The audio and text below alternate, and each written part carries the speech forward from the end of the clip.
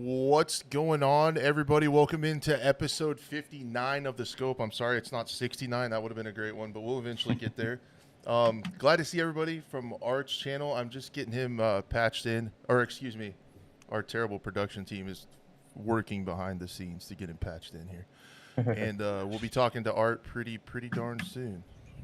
Get him in. Copy this in. We'll... And while Crash is doing that, we have a pretty good show today. I know if a lot of you guys have been following my Twitter activity, we'll have some big breaking Call of Duty news. If you see what I did there, big breaking COD news. Yeah, we will. That's pretty good stuff right there. Yeah, so we'll be talking about that. We got some Tarkov stuff to go over. And I think we're going to be doing quick shots, Q&A today, as well as the new Battlefield season. So it should be a good show. We got lots of stuff to talk about. So introducing now, we're a big time segment show now. So we'll bring Art in now. Check this out. It's amazing. Art, what's up, man? Welcome in. Thanks for taking the time to join us. Yeah, thanks for having me. I think your stuff's working when you talk. Can you talk just a little bit? Make sure I got audio. Hello. Can you hear me? Whoa. You sound delicious. All right, okay, yeah. So welcome in. Thanks everybody coming over from Art Stream. I was watching that. It was a lot of fun over there. Appreciate you guys making the hop over to YouTube. I think I'm live on Twitch too. We're kind of live all over the place. We got a couple channels. We're on Buff's channels, and everything is combined on the screen chat-wise. So keep an eye on the screen when people are chatting, so you can kind of chat cross-platform, so that's all mixed up so you can see what everybody's saying. Also, we really enjoy people to comment and chat during the show. That's why it's on the VOD, so we can go back, and if somebody watches this later, several people do actually, you'd be surprised, they can see what everybody's saying in chat. So you guys are important. You can be part of the show. Ticker up at the top's got some information wherever you're watching this or listening to it on any of the podcast platforms. Art's social channels, his YouTube, Twitch, and Twitter are all in there wherever you're watching it at. So check that out, please. Give him a follow, because after you talk to him, I think you'll really want to do that. So yeah, I think that's it if you're new here. Also, the production team that works on this show behind the scenes is terrible. It's me. So bear with them as we get everything worked out. But yeah, Art, how have you been, man? Been good. Been busy. I started working on YouTube in a really meaningful way, and not working in the film industry. So that's always a W. Yeah, I definitely wanted to talk about that too, to give folks a little bit of background. I originally asked you to be on because of everything going on with the Tarkov LUTs, right? Yeah. Because that was crazy. Like BSG stamped that out really quick. But priorities. Yeah, you're not just some guy that's like messing around with colors. Like, you know a little bit about it. So can you tell people a little bit about your background and some of the projects you've worked on? Yeah. I've been working in filmmaking since I was 20, which was 12 years ago. I started in weddings and skate videos. I was a longboarder for a long time, and so I was a production team of one. And I taught myself most of the technical stuff because my education was all theory. I know how to talk about movies, and I know how to talk to snobby art people about movies, but that doesn't help you actually make a movie. So I self-taught myself most of that stuff, and doing that got me a spot in the industry. In the camera department, I'm a camera technician. I mostly specialize in gimbals and specialty little camera builds, as well as time lapse. I've pulled focus on a couple weird Lifetime movies. I've shot a short film that we took to Los Angeles and won a festival with. That was awesome. And I've worked on Better Call Saul, El Camino, the Breaking Bad movie, Independence Day Resurgence, Preacher, The Night Shift, if you love medical dramas, a bunch of stuff. And it's a lot of work and a lot of hours. So if I'm going to pour a lot of work and a lot of hours into something, I'd rather be my own endeavor. So here we are. Right. Yeah, my film background is a lot shittier, but similar. I worked for a production house, kind of similar to what our mutual friend Walt does, in Wyoming. The extent of my film training is I went to a master class in Denver with Vincent LaFerre. That was really cool. To learn film theory and stuff from that director. And then, but yeah, I was always doing others freelance work, making videos for companies and stuff for their social media. And it's like, man, And the pandemic hit, and it's like, I want to make stuff for myself. So I get that. It's like really satisfying to make stuff for yourself. His YouTube channel is up on the screen for everybody to check out too. So please go follow it, because some of the stuff that he's working on is awesome. And it's been really cool to watch your growth too, because knowing Beast Mode Boone and seeing you like when you kind of got started, I feel like, and just seeing how it's blowing out. It's so awesome. I love seeing good people succeed, man. It's super awesome. Thanks. So congrats on the growth. Now, so I'm just going to get right into it. What's going on with Tarkov? I'm sure it'll branch off wherever, because the Tarkov like Twitter is a dumpster fire, like with everything, especially with that cheater video. We're going to talk about that too. Oh yeah. It's crazy. The lighting and especially maps like Interchange has been like a problem in Tarkov forever, for the several years that it's been in beta. Everybody's complaining about the lighting, about visibility. What prompted you to decide to try to fix it, and how did you arrive at that solution? Well, I mean, I don't know how. I mean, I've known it was bad. I knew the lighting was bad. Like, I have friends that play it. I don't play it. And so, like, for Call of Duty, the filters were purely aesthetic. Like, this iteration of Call of Duty does not actually have a lot of visibility issues. Like, you could argue that the lack of saturation makes it really hard to identify targets, because everything's just like early 2000s war film colors. But Tarkov, in a lot of ways, almost seems like it was purposely made bad, which, like, ontologically feels pretty Russian to me. But I don't know. I mean, I also have some like info about like who does the color there, and like why it was so swiftly swatted down. So that would, probably can't talk about that then, but I don't care. I mean, it's somebody Gotcha. way high up there that got their panties in a twist, because frankly they're terrible at color grading. Because you fix the game in a little bit, yeah. Escape from Tarkov is based on, or it's built on the Unity engine. And if you look at anything Unity based, you can look at the documentation. All the post effects stuff that is in Tarkov is a reskin tool that's part of the Unity engine. User selectable LUTs are part of the Unity engine. It's just that the ones that are made for you are terrible.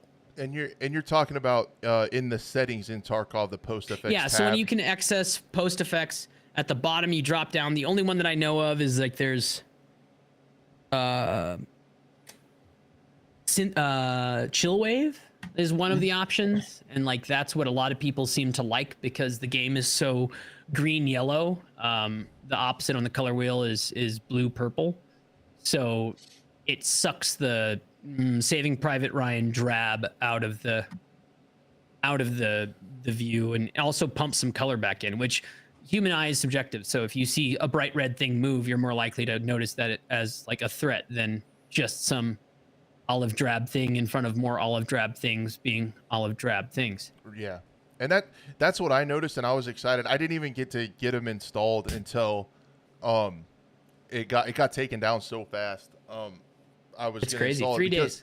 Yeah, it was 3 days, which is wild. But I was mostly excited about Interchange, and I'm sure you're familiar with the lighting on that too, because in my opinion, that map is like almost like one of the coolest fucking maps on any game. Yeah. It's so cool, but you can't see shit, and there's weird fog in there, and like the lighting itself doesn't make sense. Like there will be light sources, but the corners will still be like pitch black and you can't see through them. There's fog in the distance, but not near you, so you think you're hidden in the dark, but sometimes the fog outlines you and stuff like that. So how long did it take you, and kind of what was your workflow? So did you like take some stills and stuff and take that into like a Resolve or something, or like how did you? Yeah, I initially got screenshots from just a buddy that kind of plays Tarkov, like not even seriously plays Tarkov, and just like brought the PNG screenshot into Resolve and tried to crank it as much as possible.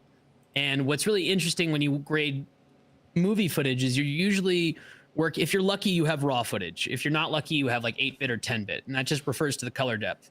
And the lower the color depth, so the lower that number, the more likely, like if you've ever tried to edit a JPEG and you've taken the contrast too far, and it goes into like one of those meme style laser chopped and screwed, like posterized, you can see the pixels. That's usually what happens when you juice the picture like that unless you have a really good camera. Like, you know, typically I've graded this, and this is awesome. I can show it. So this is my camera naturally. So usually a nice camera has this kind of color bandwidth to deal with. When you're talking about video games, everything's being drawn at that time. So when you apply the LUT filter over it, you can, like, while I'm seeing banding and distortion in the colors, when you apply that to the game, if it's not a recording, it's not going to be there because there's no compression. It's the drawn pixels to you. So you can go nuclear. You know, I mean, I pulled up things that people didn't even know were in the map. Like, there's a store in Interchange that's like super dark. It's like there's that X. I don't play the game, but there's that X of lights. And then, like, if you're looking at it from one side, there's this pitch black store with nothing in, like, nothing in there. I gave it to a friend. He's like, holy, there's loot in here. Yeah. You know? And it just seems like there's two, like, when a community offers a solution, there's two ways to react to it. You can integrate and adapt, or you can do what they did, which just, you know, kind of feels like that. Yeah, exactly.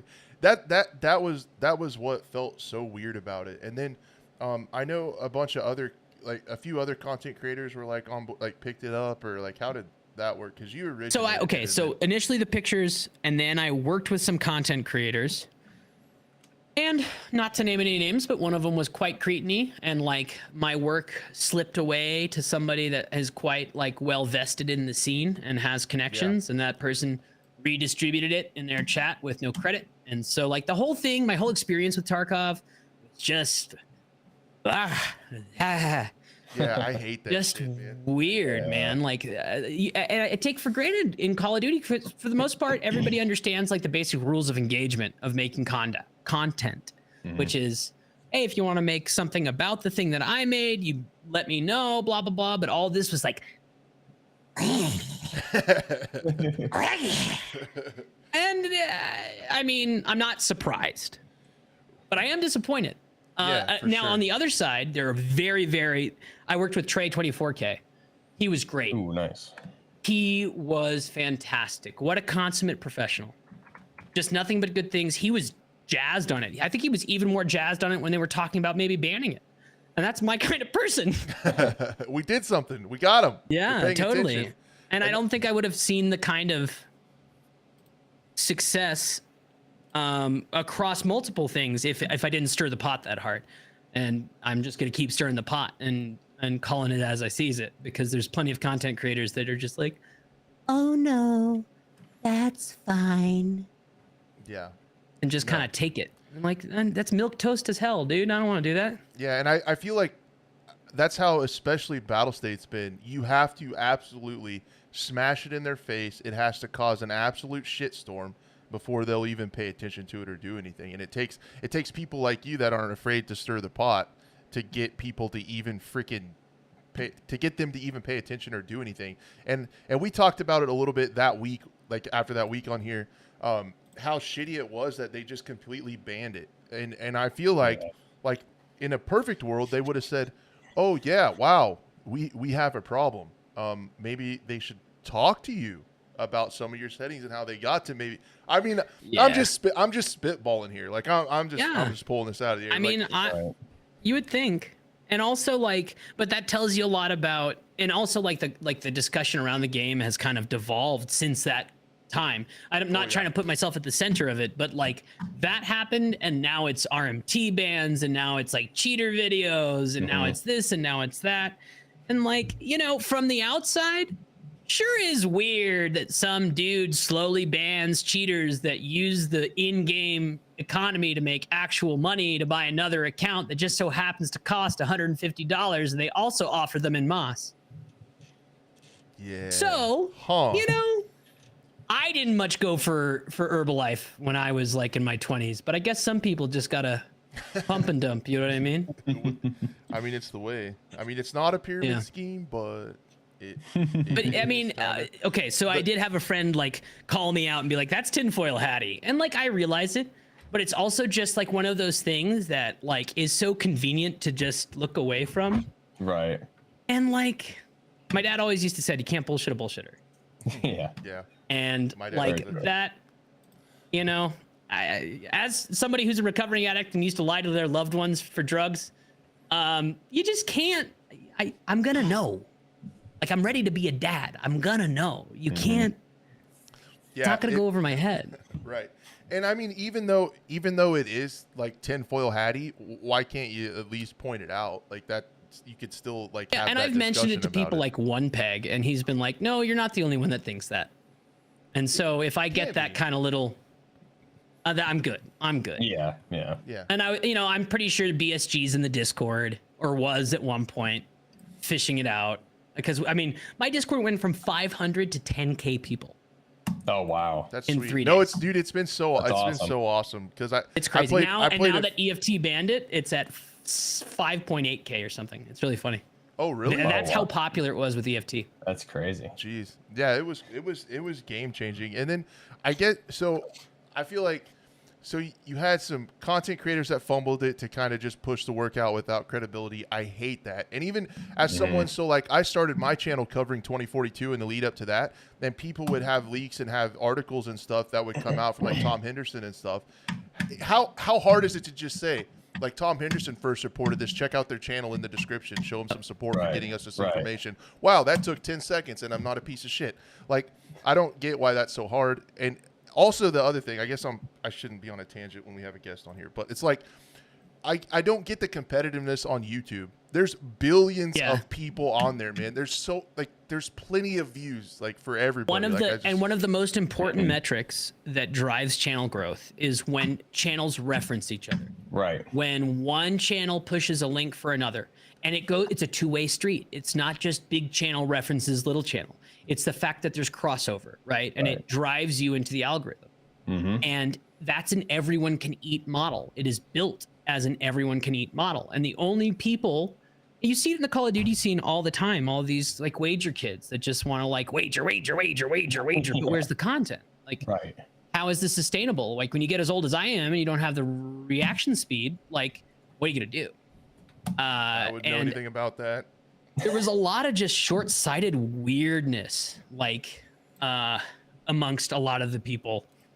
And yeah, just like nefarious. It's just so strange. But it also, like, am I not surprised? Because, I mean, it's a game that's plagued by all of those issues. You know what I mean? Like, they're like live in torture zone. It's frustrating too, because I mean, we talk about Tarkov here a lot on this channel, and I played, I know Crash plays it, at least used to play it a lot, and plays it here and there, and I played it like heavily 2020, 2021, end of 2019. And that was always my biggest complaint, was I can't see anything. Like, when you're on interchange or when you're in certain sections on customs and other maps, it's just so dark that you can't see anything. And and then you get one tap by somebody or a scav and you can't even see. It's really frustrating. Like you said, when you put on the LUTs that you're talking about, we were looking at some screenshot comparisons, I think last week or 2 weeks ago, and it was night and day, because I remember using some of the NVIDIA filters back when I was playing just to be able to see what the heck was going on. And if you watch Tarkov streams, like when players are on interchange or other maps, and when it's dark like that, if you're watching that stream, it's even darker for you watching the stream versus the stream that's playing. You can't see anything when you're watching those streams and anyone's playing interchange. So it's definitely a problem. I'm kind of disappointed. I'm disappointed they did that, but not surprised, because we were looking at those screenshots and you could actually see on interchange. It is a huge game changer. Yeah, And it's just such. Go ahead. Go ahead. It's just such a weird cultural thing for that. Like, if I had done a little bit, if I didn't think it was such a hot, like, if the first leaked tweet of like what I was doing didn't pop as hard, I would have taken more time and probably seen the TOS and been like, But it's just so weird, how we can never be wrong. The TOS is for Tarkov. Right. You know what I mean? Like, no third party, anything that, like, dude, what if you're hard of hearing and you need to use a sound equalizer? Well, I know we touched on that cheater video, which I watched also. I mean, so let's be honest, like there's a lot of third party stuff that's going on. Yeah. That I mean, they're picking and choosing what they want to get rid of and not get Exactly. rid of. And Which then- is really messed up. Money. Yeah, exactly. Homie made 3.3 million euro last year as a consultant. It's wild. And then so Yeah, you that's talk wild. about like how BSG handled it really weird, but they literally put what I don't get is also they literally put that post effects panel in there like several wipes ago so people could change the color. Like if you want people on the same playing field, like if it's an advantage thing, then why did you put that in? Because people can literally have different color grades anyway. People are playing on different monitors. It's going to look different anyway. The other side of it is, so switching to like the third reaction, like the community's reaction was really weird to it too, because a lot of people likened it to cheating. Like you're pretty much cheating. You want an unfair advantage. For my opinion, I'm like, for me anyway, it's like, I don't want an advantage. I want everybody to be able to play the game this way and like be able to see the fucking I didn't map sell and, it. I know. Tarkov's a PC only game. If Yeah. you don't want to use it, you might just be dumb, or like your pride gets in front of your ability to have a good time or something. But Yeah, like, I personally mean- like to be able to see when I'm playing a game. so what I understand is Nikita's the one that does the color grading, and if anybody don't think their shit stinks, it's him. That's super unfortunate. I get that vibe. I want to see what happens like a year down the road or anything like that and see if they come out with their own version of this and like, oh, look what we did. And it, you know, I'm curious if it gets that messed up with this situation, because that's obviously something that made the game way better. And especially if they got rid of it that quick. And everything else they've been cracking down on, which is just, like you said, it's like the short-sightedness of BSG, it seems like. Mm-hmm. That would be hilarious and something that I could see happening. Yeah. So and Nikita's always big. So I've listened to a few of his podcasts and stuff, and he's always like really big on his vision, right? The game is going to follow his vision, and he gets really short-sighted. And sometimes I feel like at BSG they get like tunnel vision, and they don't think about how it affects other aspects of the game. And it's like, this is one of those things where I feel like they want it to be dark, they want it to be gritty, they want it to feel shitty, like you're in like post-apocalyptic Russia. Like I can't think of really a shittier place to be. So they want it to look like that, but you're going too far. I feel like okay, cool, it looks dark and stuff, but then it's not fun. And at the end of the day, it's a game. So no, I was just super impressed with what you were able to do. A lot of people were. One of my favorite podcasts, they talked about you on there with Veritas and Jesse Kazam. That was pretty cool. I was like, I was that Leonardo DiCaprio meme because I love their podcast. I was like, Wait, I've not seen that. You should send that to me. yeah, I'll try to find the clip. It was last week's episode. They talked about you and your. I'll find it. But yeah, That's awesome. No, it was really cool. I really like those guys. I listen to their podcast every week. And no, it was cool. They were talking about you on there, and the LUTs and stuff. So, as far as that goes, I think that pretty much covers how it went. I just thought the My reaction favorite thing was Smith Doggy. Is that Smithy? Is that a Tarkov I've heard streamer? of Smithy. Yeah. Yeah, Smithy. Smith Dog is a Warzone guy. He changed his name in game to DWM LUT after I saw that on your after Twitter. they did it. That was my favorite. That was pretty sweet. I guess to put a bow on this, how are they able to find that and not let the game launch with that on your computer? That seems really wild. It's a BSG is like not BSG. BattleEye is kind of like a old anti-cheat in the way that they can have a blocked application list. That's like all that they want. And so that's why it was so exacting. Like unless somebody like they surgically targeted it because it injects a DLL into Windows, which puts a pixel shader on your GPU output, right? So if it was one step removed, so if I was if I were a Tarkov player, I would play through my OBS preview and still use the goddamn LUTs. Because they can't. I mean, it's a feeble attempt. There's plenty of ways to twist this. Like, I have black equalizer on my monitor. I can get halfway there. What's the difference? It's just like it's such an illogical thing that it comes from a place of ego. Like, you know what I mean? Like, yeah, like there's no pragmatic or logical reason for it to get bopped as quickly as it did outside of somebody's feelings were hurt. Especially, you would think, like, hey, they would reach out to you. Hey, this looks awesome. Like, tell us what you're thinking. We want to implement it in like the right way. We want to, work with you to refine it. Blah, blah, blah. Instead of just like no acknowledgement and instant takedown. Yeah, I mean, it was instant too. Yeah, it was what was it? 3 days? 2 days? 3 days. I released it on Friday, and it was dead by Monday. Yeah, that's wild. But I'm stupid, and I'm guessing there's a reason for this. Maybe I hope there's a reason for this. Why can't they do that with the cheat software that guy used on this video? He said it's been around for 2 years. So cheaters are very dedicated to obfuscating things, and so they like spoof all this stuff, right? Like, yeah, there's ways around it. I mean, yeah, I don't have enough actual knowledge of that to like speak to it much. Same. But I can't help but feel well, and also I will say I have turned my eye to many comments in the Discord about people engineering a obfuscated version of the application that like always changes. You know what I mean? Yeah. If you really want to do it, you could probably still do it. Yeah. Right. Definitely. For sure. And I know some people still, I mean, I pulled the filters entirely. I don't, the links are gone. Like, I'm sure people are handing them around to each other to use on streams and stuff. But based on the illogical approach that BSG had to dealing with it, I just decided to, like, the last thing I want is some non-logical Russian with ill will against me. That seems like the plot of an 80 movie I don't want to be a part of. Right. Yep. No, we're good. We're good. Everything's good. Sorry. Good. Sorry, Nikita. Sorry. I'm not sorry. You can shove it. You're bad at color grading.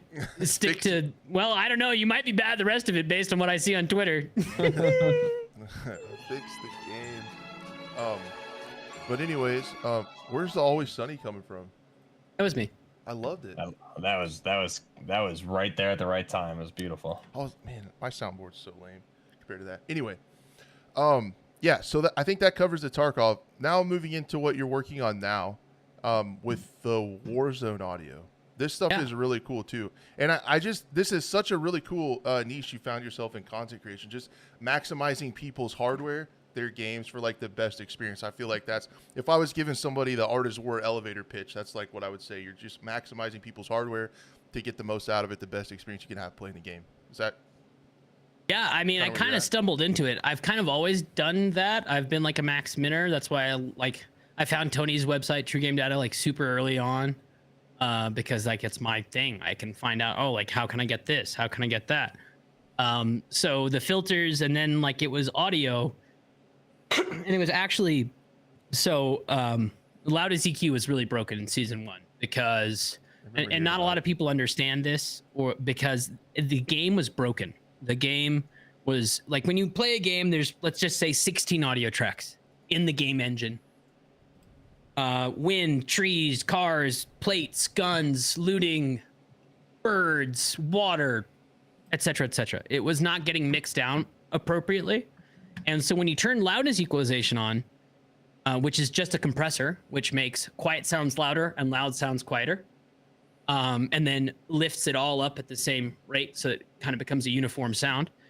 You would apply loudness equalization, just a compressor, and it would only compress a section of those sounds, because Modern Warfare 2 and Warzone 2 was rushed out for the profits of the suits for Q4, and those poor engineers probably just didn't have time to put the brackets in at the end. And so audio was just kind of like the flying spaghetti monster. And loudness EQ just happened to be so good. And I wrote it off because I was like, this is a compressor. This is like a compressor from 2005 Windows XP. I'm good. Like, I don't think this is going to be good. And it was. And so, I mean, I didn't make a special video. Plenty of people had been saying loudness EQ is good. I think my strong suit is being able to explain things to people in a way that's digestible. So that, I think, made that pop. That, and also a lot of help from Repulse, who gassed the hell out of it. That's awesome. And then season 2 came around, and they added the speaker output option, which is either stereo or Windows default. And so again, I think of just how private corporations work. You have good, fast, cheap, and I know the two they chose.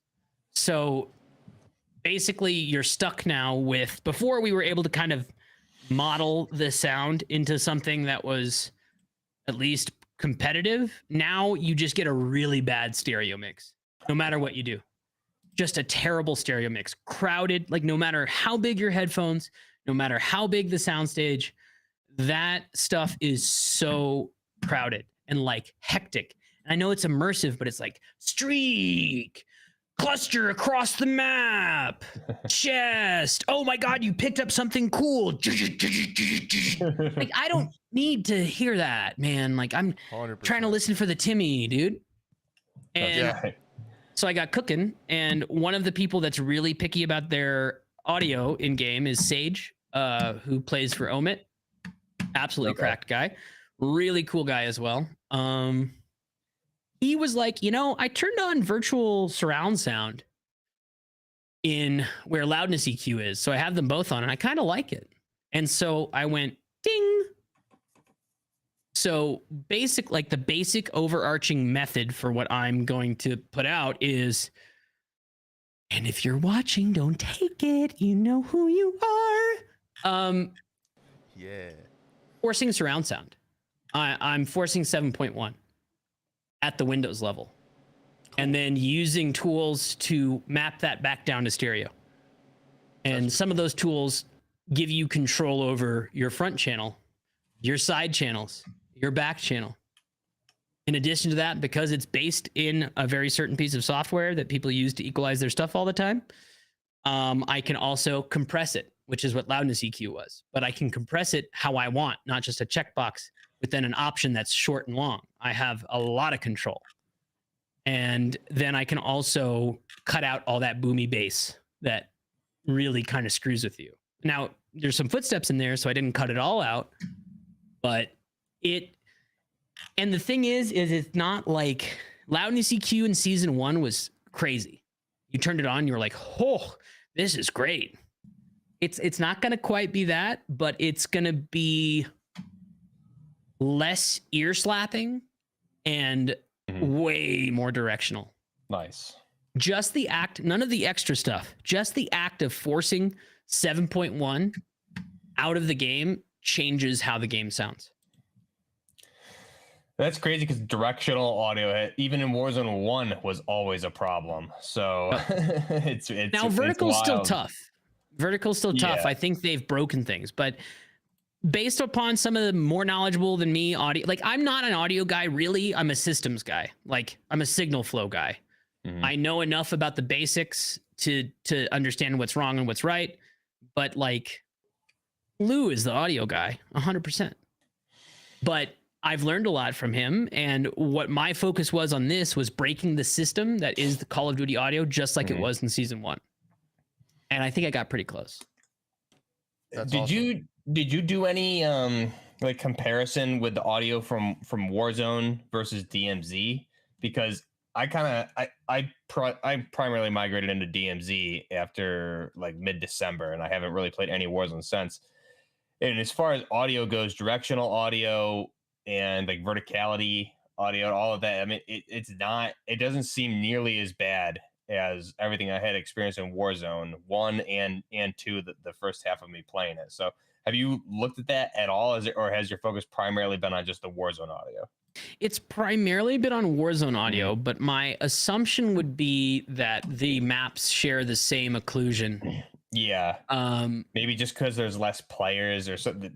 It feels like there's probably something different with the audio there. Because or that's interesting. It could be because I play on PlayStation. Maybe things are just happen to be tuned differently there. But I mean, DMZ, you have much less players, more AI. So maybe because you're not running into players all the time and there's not as much player fights going on around the map, maybe that has an impact on the way the audio is performed. I wonder if audio, it's an interesting question. I wonder if the audio during season 1 was what it is for us now on PC for console the whole time.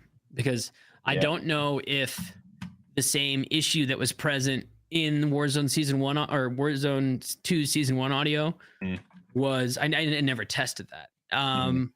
But if it did change, then it probably wasn't. I mean, it's just a bad mix right now. Like home theater is the best you can get, but that makes things too loud and too quiet. Yep. And then PC is just like ear raking, and it's terrible. And but it's so compressed, you know. And then like you do something loud and you lose the quiet sounds. It's really touchy because, like, as somebody who also I play a lot of Rainbow Six Siege from time to time too. Audio is like super important in that game. Is there any truth? I feel like anytime you mess with any of those built-in EQs, like if you turn like 7.1 on, like if you had Logitech G Hub or if you have Astros or something that have that in Siege at least, it messes it up really bad. And I feel like vanilla stereo is like almost always the way to go in those games. And is that kind of why like you're enabling those channels and then bringing it back to stereo? Like, yeah, I'm trying to do it absolutely at the Windows level because when the game launches, that's what it's using. It's not like anything that you use, and it's actually a point that I'm trying to get across in the video. Is I mean, one of the most popular comments on any of my sound videos, like, what about Astros? What about Astros? What about Astros? And it's just, I mean, I get frustrated because it's like dumb consumerism, you know, like you get a box and it says it does the trick, and you're like, oh yeah, it's so good. And then there's whole communities that are like, nah, I got that gas Astros settings, and everybody's talking about headphones that are overpriced Turtle Beaches. You know what I mean? Like, half the comp scene is using IEMs now because it's clearer. Yeah, you know, it's. I never bought Astros for that reason because like the lowest end models like $180 or something. It's just crazy. It got so me. You could get gas IEMs and a really nice USB mic, both of which are usable on PlayStation, by the way, for less than that. Yeah. And it's just people like to grab the shiny box that says it'll do the thing with no effort. You know what I mean? Yeah, it got me too. I'm gonna be honest with you. Like, I'm an idiot because I bought the Logitech G Pro and it had the surround sound, and it's like I'm playing first person shooters, so I want surround sound. Like, you think that you want to be able to hear that way, but a lot of those games, especially older games like Siege, are not coded in mixed and surround sound. Overpriced BS gamer headphones. Sound great. I got some back Sound great. Music's great. You know how hard I gotta listen to hear somebody? So hard. They're plain R magnetics. They're great. These are Aiden's headphones. They're awesome. They're $900 new. I got them used for like $400. God. But dude, I have 20. These earbuds I'm wearing right now are ringing. Like I dropped them because I'm a klutz. But I would rather wear my $20 earbuds that are my backups for competitive play than these. Yeah, I paid $60 for some HyperXs. Exactly. That's the brand to get. HyperX, Steel Series. That's money well spent. Astros, anything that can be sold at a big box store, it's not made for people like ourselves that are trying to at least max min a little bit. You know, I love these earbuds. Oh, they're so good. They are, I guess they're technically IEMs or whatever. I watched a bunch of videos and kind of reviewed and kind of checked. These are Linsol ZS10s. These changed it, man. Like, game changers. I'm always like spectating my friends in Siege because I die. Weird, yeah. And I'm like, there's somebody to your left. You don't hear that? Like, no, I don't hear that. It's like, dude, like that happens so much now. Like, you can't hear that. It's so loud. Critical did a great video on it, saying, you know, the best gamer headphones are whatever you want. There is no best gamer headphone, and it's unfortunate that there's just like people that use like the Amazon affiliate program on Twitter to recommend way overpriced audiophile gear that has no business being used in any kind of first-person shooter competitive setting whatsoever, just so they can get a cut of their Amazon associates program. You know, like that's pretty nefarious. $40. Yeah, these $50, dude. $20. $20, and they have a version that comes with a mic built in. So if you're on console, you can use it. Yep. Like Moondrop Chew. Who cares? It's great. Yeah. And that's what most comp players do. They'll put in Apple earbuds and then 3M noise isolators or like walkers and play, right? Yeah, so they don't get bugged. I wondered that for a long time because I just watched the the Rainbow Six International, the big World Championships, and they always have Yeah. their IEMs, and then they put those big. I think it's to isolate like the crowd, the announcers. I think. Yeah, I'm it's not the 3M noise isolators. Yeah. Okay. Yeah. Some of them use shooting muffs because they want to hear people close to them. But Yeah. yeah, I mean, that's what everybody does. Halo, COD for the most part, you know. Yep. Edward, IEM stands for in-ear monitor. So they're originally used like when you think monitors, that's like what people use to like actual mix audio, and they were traditionally like big speakers you kind of have by you, like where you're trying to mix audio in like a studio or whatever. But they make them that go in ear, but they're monitors for like you kind of get like straight. It is what it is sound. There's not a lot of stuff to it. Like, And you can pick what's. I mean, so Lou, my audio friend, would argue about the IEM thing. In-ear monitors are made for stage performers to use to monitor the mix. It's not the right sound, blah, blah, blah. Now, as far as consumerism goes, it's like the antithesis to the Astros thing. You're able to, if you search IEM and you look at the price range, you know that this was designed for like somebody that cares about the sound and not the features. And so your $20 is going to go not towards active noise canceling or a button that lets you change the song or a charging case or any of that. It's just an earbud with a cheap cable and some cheap tips. Yeah. And you can replace those later. But the core, the engine block is really good. And you can search based on sound profile. You know, you can, oh, I like a bassy, like these zeros are super bassy. The KZs are a little bit more neutral. The chews are really bright. You have options. If people don't know, Critical.com, it has a ranking list of all the IEMs, and he ranks them by value, actually. So you can kind of find one in different price ranges. I just realized that my Wavelength software deleted all the EQ I had on my mic, so I just had to put a noise gate in because of my cigar air purifiers going, and I saw it on the. That's great. So my mic probably sounds like ass. That's fun. But I do have a compressor, so all my stuff runs through Wavelength. So I do have just kind of a standard compressor on my game audio, so I can turn it up and it takes down like the airplane and stuff in Warzone, and it takes down gunshots in Siege and stuff like. But it's just a pretty plain compressor, and then I just kind of bump up the game volume a little bit, and it helps a lot. But it's still a little weird. Like, yeah, I'm really excited to see your video because it's still a little weird. With the attacks and releases, like sometimes you get like a little bump when the gunshot starts, and then it's a little, you can hear some weird stuff. Yeah, you can hear the delay. Yeah, so I'm ready to see your video. So I'm a little nervous. It's a very complex setup thing. Like yeah. So I'm gonna offer like I don't want to sell anything I do. I'm trying to build like a channel and a community, and there's plenty of ways that I indirectly monetize things that I do. I don't need to sell services to make it work. But on release of the video, that is something I'm going to do, is offer people to get a slot with me if they're just lost in the sauce with setting it up. Because, I mean, Lou, I wasn't sure because I've just been staring at this for the last 2 weeks. I asked Lou, I was like, how difficult is this on a scale of 1 to 10? He said a 9. So that's coming from an audio engineer. So I could just see my boomer ass sitting here watching this thing like, okay, go where now? But that's on me though. Like I think that's on me to describe it right. You know, like all the right disclaimers. Yeah. That's on me. But no, I think it's going to be worth it, and I just would encourage anyone listening, you know, either live or after the fact, to check out our channel if you guys are serious at all about like content creation, streaming, and also just wanting to be competitive in games and get the most out of your hardware. Because I mean, like you heard the man, he's going to do it in Windows. If you play on PC, you have Windows. So, I mean, you have the stuff to do it, to get it better. I'm sure it's all probably free gonna apps. help out of what you have. So, they're all free applications. One's donationware. If you feel you want to donate to the person, you can. That's great.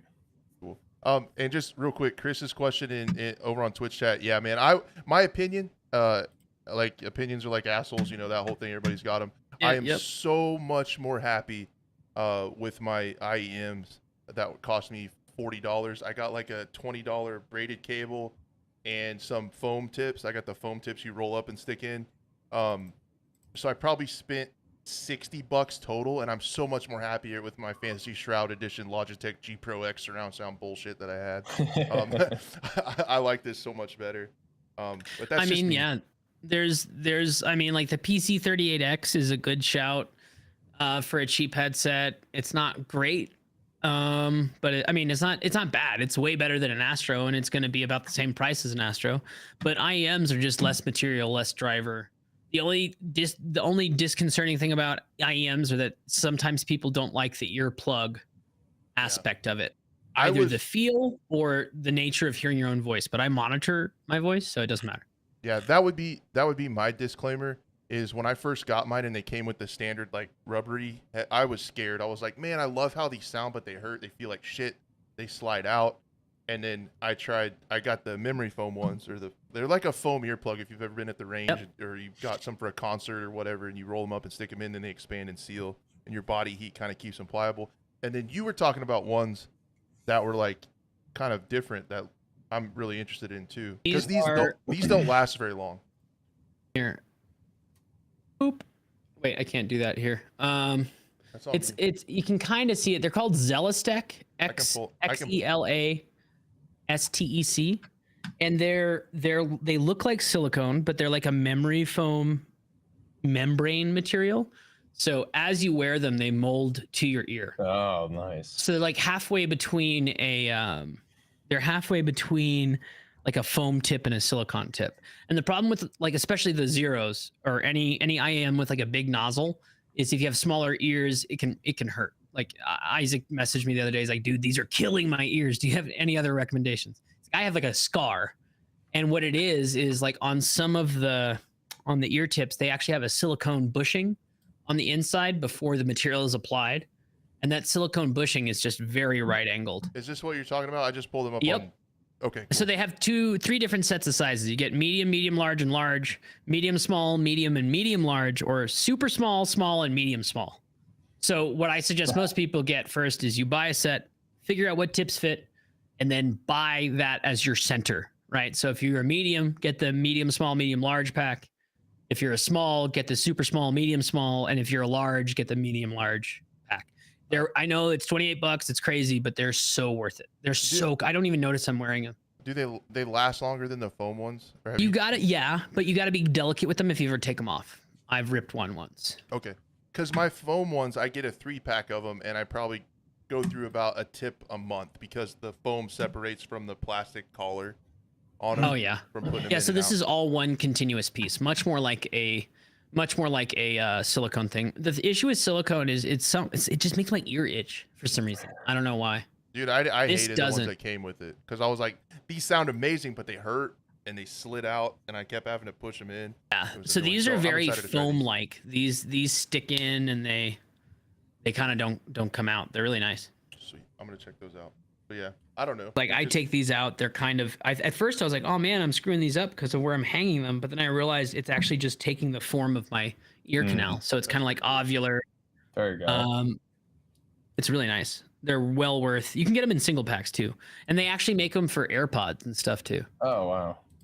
That's awesome. I'm gonna try Yeah. those next. After I have a Super 3-pack. comfortable. I got one pair left that'll wear out in a Nice. month or two, and then I'll try them. Because yeah, it's worth it. But so when are you expected to drop that video on the Wednesday. Wednesday. Wednesday. I'm Everybody giving away pay attention. a free session of optimization of doing it. So I'll set it up for one person. And then I heard you say on your Twitch stream, right? You can sign up for that in your chat, even offline chat, so people could go over to your channel and sign up. For Exclamation point ear holes. That's easy to remember. So yeah, if you go over to Art's Twitch chat, art_is_war on Twitch, you can even enter the exclamation point ear holes. And is it ear hole singular or two? Because people have two, right? So it's Ear holes. plural. Yeah, plural. Because we Plural, have one two, word. so that makes sense. So yeah, just type that in, and you might get a free session with Art. And then stay tuned. Yeah, like I said, guys, if you're serious about competitive audio or getting the most out of your stuff, follow along with him. And he also does. I know you helped Walt and Boone get their stuff set up. So he does a really good job. If you want to get into and step up to a two PC system, and there's cords everywhere, and you're not sure how to get audio over to where you need to get it and stuff, you can get a session with Art, and it gets you lined out. So it's awesome. I'm so glad to have him on. What are you thinking about future wise for you? Are you just gonna continue to try to break things and find solutions to problems that everybody has, and Like, is that Yeah, where I your mean, I content's think the going? way I've cornered my content is that I try to do a really good video instead of like focusing on or like a useful video. You know, like most of what I make, if I'm passionate about it, it's gonna be well made, but it has to be relevant and like I have to care about it. So I just, I don't know. I guess the next thing will be settings for this game. Like how I built my PC, like why it is what it is. Cause like, I mean, you could build my gaming system that gets close to like 4090 or 4080 frames for less than 2K, like way less than 2K. That's awesome. But I don't know. I don't know. It has like this one was definitely ding this idea. So I'm Yeah. waiting for the next ding. I just love. Might be cloning versus projection for dual PC streamers. Gotcha.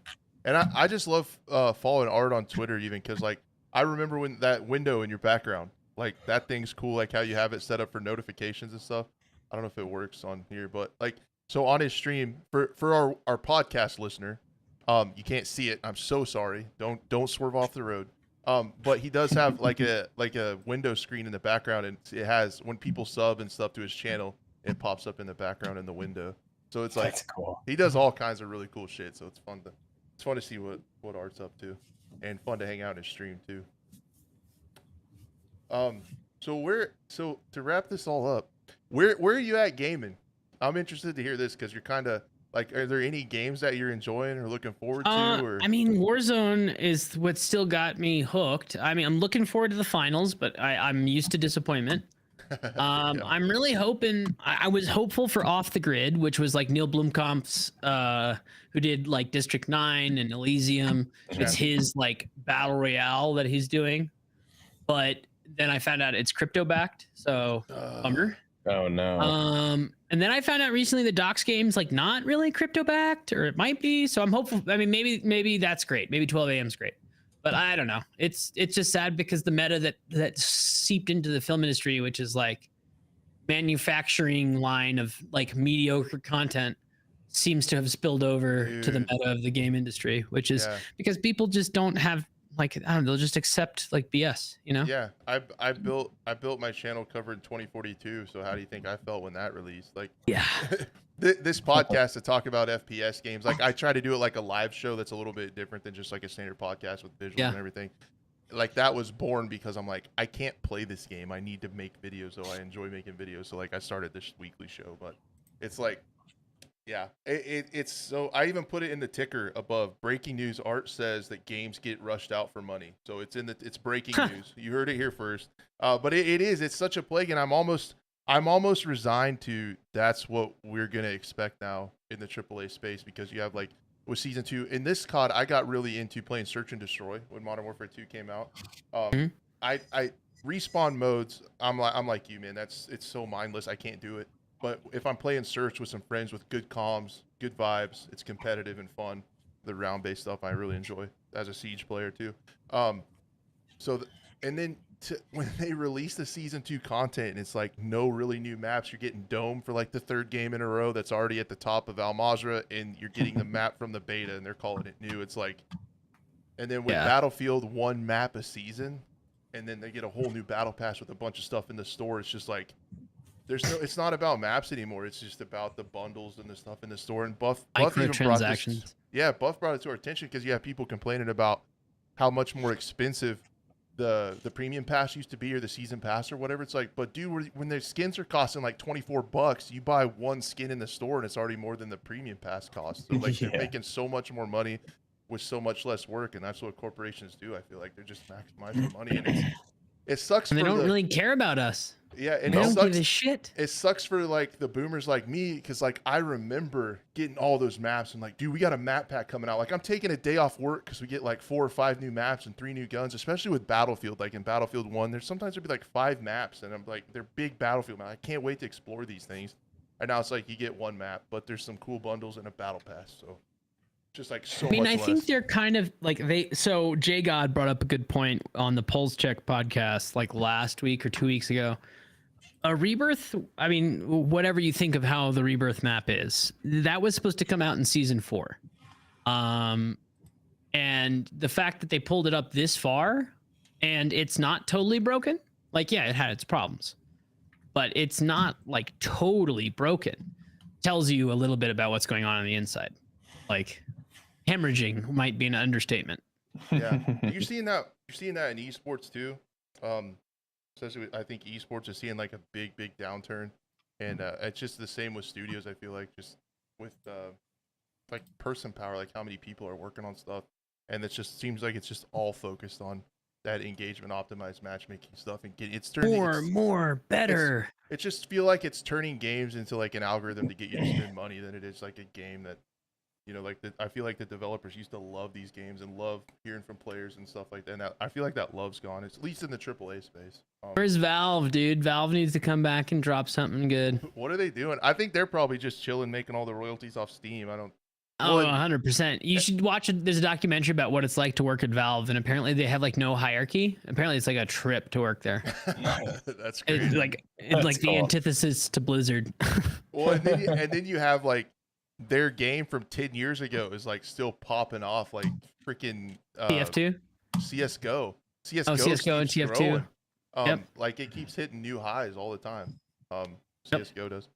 So it's like still the biggest shooter, and it's like old. I don't get it. But it does its core mechanics really well, and they dealt with their weird microtransaction issue, and now everyone's happy. You know, it's like then you have the opposite, like PUBG. It's just kind of like a crypto shill and a mobile game.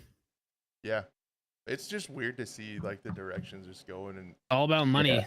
I worry. We want it for the game. They want it for the money. I worry that as we get older and there's like less and less of us that remember how it used to be. It's like I feel like the new generations of gamers are like growing and learning that this is just what gaming is, and it's just I feel like I'm shouting into the void. Like I hate where the industry's going, but it doesn't really matter what I think. But it's also like society is like instantaneous. They want something instantly. So with this, you know, with the live service, oh, there's something new in store, or the battle pass, so you can get it quick. Whereas like the DLC stuff, the premiums, you know, you'd have to wait a couple months and you'd get this huge drop, and that'd be it. So I think people are starting to learn though that like they have to. At least I'm seeing like slowly people turn that realization leaf that if things come out at the pace that they expected, they're not going to be good things. Yeah, right. Why half-ass two things when you can whole-ass one thing? That's what COD 2 feels like. Mm-hmm. They half-ass DMZ, they half-ass multiplayer, they half-assed Warzone, and then they all kind of were like, meh. Now DMZ was the cream of the crop because they were rock hard for their AI, and they obviously poured so much money into it. And I think it probably plays great on DMC. Where it doesn't is the Battle Royale map. It's absolutely thoughtless, lowest common denominator game development. And it's not the people developing the game. It's the people that drive their Teslas to the office in Austin and Santa Monica every day and tell them how to develop the game. That's what happened with Battlefield, right? Yeah, so like, it's just gonna exactly. Because we had Jim Heil on here from EA, who's the EA developer, called in to like help fix it kind of towards the end with the crossplay and stuff. And he kind of made me realize that all the problems I had with the game wasn't the developers. The stuff that was missing, the stuff that like core Battlefield fans were so sad is gone, was decided really early in the process that it wasn't going to be there by the suits, by the EA execs. And like, this is the game you're going to make. I don't care because it's probably going to make us the most money. We're going to try to chase the trends of Apex Legends and Call of Duty. We're not going to make a Battlefield. We got to capitalize on this for the shareholders, and that's just exactly that worked out really well. They it really paid off.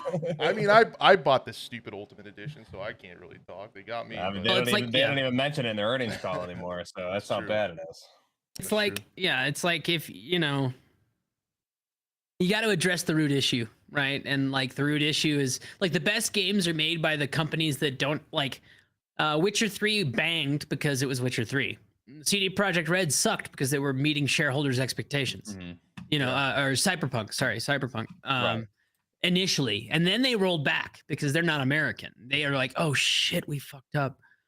Man, this game sucks. And now it's really good. Like I hear Cyberpunk is a really good experience. And I don't think McDonald's munching suits here in the States that are like lining their pockets and like, you know, giving themselves like moussaka honey masks at the end of the day are like on a roll. They just don't care. They're the same people that don't care about like evicting people. They just don't care.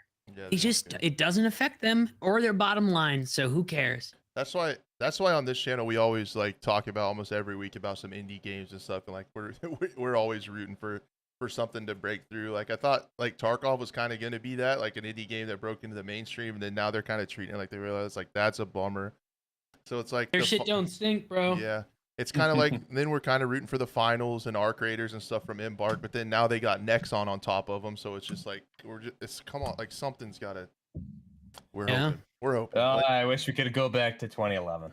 The good days. Yeah, I didn't really game until 2020, so I stopped in 2009 when I started college, and I started again at COVID. So It's you like and me. Crash. Yeah, you and Crash, I'm pretty man. late to it too. Yeah. God. I didn't start gaming like hardcore until I was like 29 or 20, like later. Like Yeah. But anyway, man, Yeah, I promise it used to be good. Trust me. we'll take Buff's well, word okay, for so it. Chaos Theory multiplayer back in the day, that shit banged, dude. Yeah, that yeah. was so ahead of its time.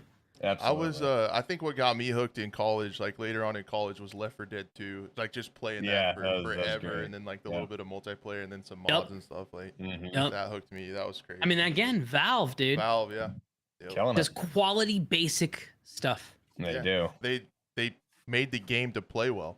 They didn't make it to sell microtransactions. It is They funny made the though. game. Battlefield is more Call of Duty now than Call of Duty. Tell me about it. You're not wrong. That shit Yeah. looks fast and fun. I'm Yeah. over here playing 75-inch Plasma Dad Bush Light Gamer. It's awful, but it's getting better. It is. I played it for the first time. Season 4 is coming out with Battlefield. We're going to talk about that in a little bit. Like I'm kind of coming back to Battlefield. That's like how I started my channel. I did a poll to see like what people wanted from content, and like over like 30% of people like go back to Battlefield. So like I'll probably be playing more of that because they kind of got the game fixed and running. But it's fast. It is fast. And Fortnite. I will say Fortnite's probably the most hopeful game in the space right now. They're doing They're it the right. only people doing it right. Buff loves it. Buff's kind of a. We give him a hard time. He's kind of a Milsim Andy over there, so we give him a hard time about Fortnite. Oh, But anyway, dude, I don't want to take up too much of your time. I just kind of wanted to take an hour from Yeah. you, and that's what we got. awesome. Fuck, man, thank you so much. It was great. Yeah. we learned. Thanks so for much. having me. It was really good. I'm gonna go info. record that audio video now. Let's All do it. right. There And we go. let us know when it's out, and we'll talk about it on here next Yeah. week too. And you're welcome back Definitely. anytime you want to come hang out and talk about video games, dude. I just Awesome. appreciate your time. I know you're super busy. Thanks for having me. Absolutely. So, all right, guys, we're going to take a real short break, and then we'll come back, and Buff and I are going to hit the rest of these topics. So, we'll be right back. All right, man.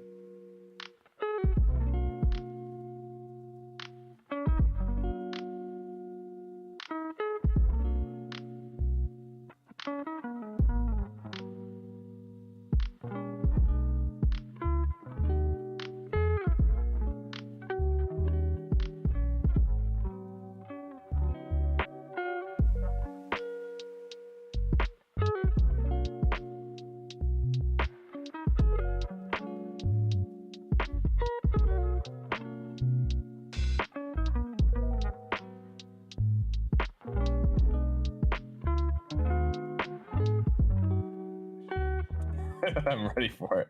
All right, guys. Welcome back. Buff, I can't see you. Buff, what happened? Hello? You're hiding behind the. I'm stuck in these pants. Hello? You're in a giant. Buff, Hello? where? Can you hear me? I can see. There's this I can see where Big you thing in the way. are. I can't. You guys can see me? I can kind of see where you're at. Yeah, man. What's going on? Oh, there you are. I think you muted yourself, Crash. Oh no. I Crash don't muted know. himself in the excitement. Just in there, not in here. There we go. There we Not go. in here. Okay. Yeah, I did get excited. There you are.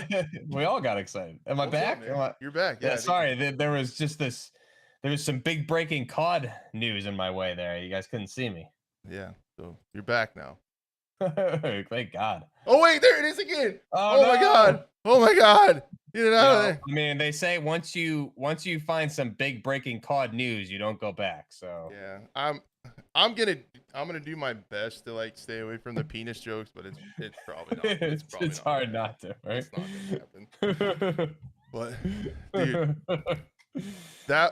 that was fucking awesome with Art, dude. That was super. yeah, super cool. that was really good stuff. He's doing some cool shit, and like I met him through like Beast Mode Boone and Walt, Mhm. those guys that I play with, and I played some Warzone with him. He's just a super good dude, and it's so cool like to see someone that's awesome like to find their niche, you know, and like Right. now he's taken off and like he's so well suited for it. He's so smart and like yeah, it's cool. He's doing some really cool, unique content, and it's so awesome to be able to have him on here and kind of show him to our little audience and stuff. And like, dude, it is super cool. Yeah, that's awesome. So, jeez, man, put it away. Stop. Put it away, dude. But anyway, yeah, I thought Infinity Ward. I thought I would set that up. But anyway, yeah, guys, let's go on a little bit farther and talk a little bit about the state of COD. I saw Buff. Were you drunk when you were tweeting over the week? You were fired up on Twitter, dude. Like I was worried about you over there. Oh man, I was. It was all in good fun, but I mean, I was just like, it was like hilarious to me that that's something they did. Like, how do you not call that out? You know, like Charlie Intel was being all subtle about it, so I was just like, I'm just gonna say what everyone won't say. It's really weird. Like, it's really weird, dude. I don't know how I feel about it. On one hand, especially because they released a free bundle, which was the eggplant emote for your weapon charm. yeah. And then the very next day they released that Hutch skin.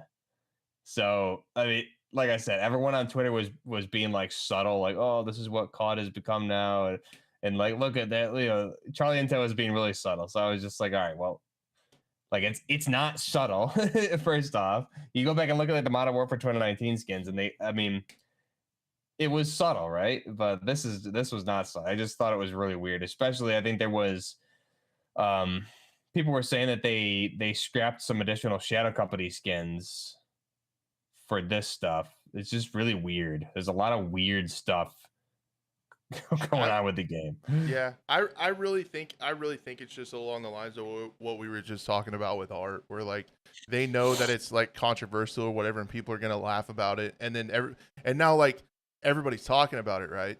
So then everybody's gonna be like, oh, I want that skin, like I'm gonna rock that skin, and like if you ever come by my Twitch streams when we're playing S&D, you know that the edgelords in there love penis jokes. So like, I mean, I think it's just pretty much pandering, and they're gonna make a shitload of money off of it. And I mean, technically, the game is like 18 plus or whatever, so I guess you can have giant wieners in it. It's fine, but yeah, I haven't seen anybody with that skin yet. Oh, you don't play Search and Destroy? Nah, I'm only DMZ. I haven't seen it yet. The edgelords love it over there. They love it. So yeah, the thing is, I don't mind it. Like I don't care. But I just thought it was funny that like that's something that because I mean there's heavy emphasis on what's going on in that guy's pants. Yeah, and it's just to sell it and be funny, and it's gonna work, and it like yeah, and that's fine. But just give me like a Navy SEAL skin. That's it. You know, right? once in a while, just throw me a biscuit, and you can release all the anime furry stuff you want, and I won't complain. I just need something. That's all. And that's kind of it, right? Like. That's fine to do all that stuff, but you also kind of need to remember your roots, like right? Like technically, it's always been like a military based game. So especially like you look at the campaign, right? I mean, look at the campaign. The campaign is very grounded. That was one of my things over the weekend. It was almost like there's two very different studios between multiplayer and single player, which I think we know in. You know, there's like several different studios involved. So who knows what was working on what? We know for a fact Infinity Ward was primarily on single player. I'm sure there's a lot like post the bundles and things. I'm sure is like Raven or another studio doing things, which is fine. And I think a lot of the what I've seen on Reddit and on Twitter is that it's all no one cares, but you also have all these assets from the campaign, which you know that's really all that marketing of the campaign is what I feel like sold the game with the campaign coming out early and like, you know, getting leveled up for Warzone. It's just weird that we haven't seen any of that stuff brought in from the campaign. I know we've been discussing that with as far as like maps and things, right? And just the skins. There's been no Task Force 141 members besides Gaz, which, you know, that skin was cool, but you know, where's Soap? Where's Price, Alejandro, Ghost?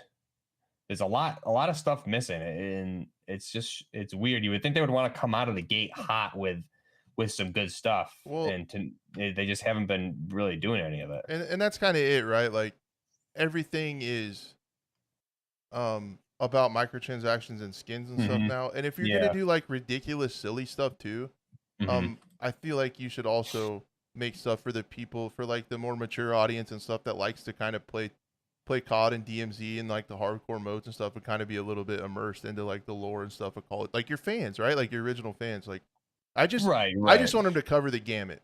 I don't have a problem. I'm not gonna call like woke or whatever, like furries or I don't give a shit like what skins you have or what you do.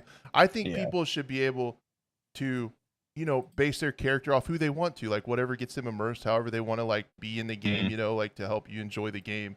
But like I feel like we're going a little bit too far in the making silly stuff for sales, and they're missing some stuff for like the core older audience. They're not kidding everybody. And like, yeah, exactly. I mean, I haven't really bought that many bundles this year. Maybe I want to say like 4 total probably is what I've bought out of the store so far. But yeah, I don't, like I said, go crazy, make silly stuff, but also make stuff for your other audience too, right? Like, and I think they did a good job of that in Modern Warfare 2019. I mean, so that goes to a lot of stuff we were just talking about this with art. Is like a lot of things were rushed. And ultimately, I don't care. If they want to release stuff like that nonstop, it is what it is. I have a couple skins that I can, and you don't see that stuff in DMZ, so it really doesn't bother me. I just thought it was like kind of crazy it was crazy. That's what came out. Yeah. So I and like I said, Charlie Intel was being like, they were doing the same thing I was, but being like very subtle about it, obviously because they're like COD partners, so they can't be coming in hot like I was. So I was I'm gonna call it exactly how everyone was thinking it. So you got to give Modern Warzone some credit though. He wasn't. He said, "I can't believe they put an Arby's commercial in Call of Duty," and they showed the guy. So I missed that one. Yeah, that was his main tweet. I think I have it pulled up. Yeah, that's hilarious. So you got to give it like it was funny. it just they're gonna be silly, so it's gonna be crazy to see what they have next. It's gonna be wild, like this, because they're gonna keep trying to top it. I feel like. They are, and that's kind of what's scary. I don't know how you top that, but like I was saying with Modern Warfare 2019, I think it was season 2 or 3 is when they started like the actual milsim bundles and things in shop, and I remember they came out with that preseason blog post, and they're like, there was like huge emphasis, like this new thing, milsim, and you know they picked like 3 or 4 different milsims, real world milsim stuff, put it in the game in the battle pass or in the store, and then they put in, you know, the other crazy outlandish COD stuff, which was fine because you had a good mix of everything. So yeah, it just seems like a little bit, again, I don't care, but the guy's got cat ears and a lot of stuff going on there. It's a little weird. He's back in heat, man. Then that he is he's carrying 3 weapons. Yeah, and then that weapon charm again, that eggplant weapon charm is just, it's obvious what the message was there, right? So, but I will have to say, Siege did it as well. They have a banana charm with ruler on it, with like inch marks and stuff on it. So I mean, we're going phallic, people. It's fine. I would if I had that skin, I would equip it on Fridays and call it Phallic Friday, and we would run around with our yoga pants and our stuff showing. There you go. I mean, it is funny. At the end of the day, it's hilarious, and I had a good time on Twitter just calling out how hilarious and crazy it was. Chase, you missed this. This is Buff's new profile pic now, so I got him good on that. So that's where we're at. Just gonna do the rest of the podcast. Buff is Buff is inside there. That's actually him, and he's talking from inside there. Yep. How's it going, guys? Yeah. Just changing my location. This is my new streaming location. A little muffled in there. You're talking. How's it going, guys? Hear me okay? Is it hot in there? Or? It is. It's a little moist, Crash. Oh, you had to say that word. All right. But anyway, other than that, so yeah, it's weird, but they're gonna keep doing it. It's gonna sell. It's gonna sell. Where are you at on like the rest of this with Call of Duty? How are you enjoying DMZ? Like I'm gonna be interested in keeping tabs on you over the weeks as the weeks goes on, as far as like content and stuff like DMZ wise. Are you still like into it? Yeah, no, I'm literally in love with DMZ. Still like keeping you hooked?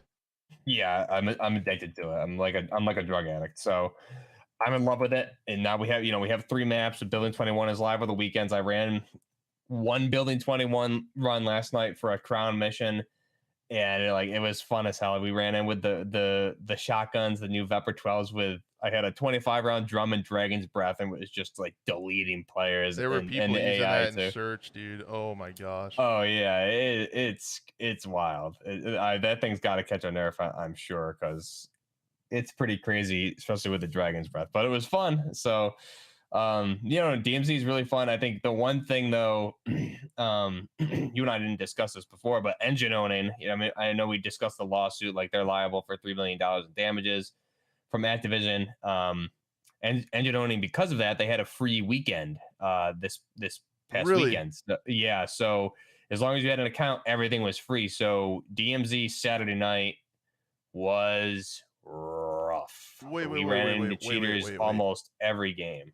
So Engine Oni will have free weekends where people can like use them, Yeah, like just and whatever. I think because they're with the lawsuits, this was one of them. I'm not sure how many they have previously, but they have done it before. But everything was free, as long as you had an account. So I mean, in DMZ, we ran into speed hackers, a lot of lag switches, right? Everything's completely fine. And then all of a sudden you start lagging horribly. The mics, you can't hear anything.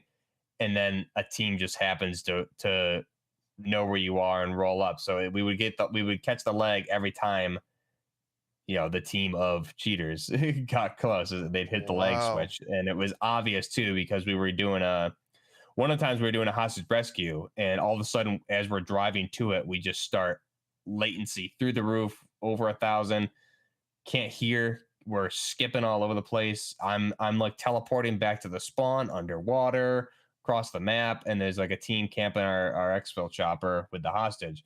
So we ran into I'd say the lag switches was what I ran into the most in DMZ Saturday, and that was really annoying. It was probably like Wow.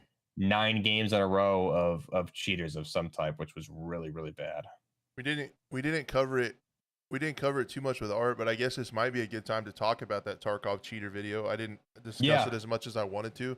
I Yep. didn't. I just didn't. That guy is super busy. I didn't want to take like a ton of his time.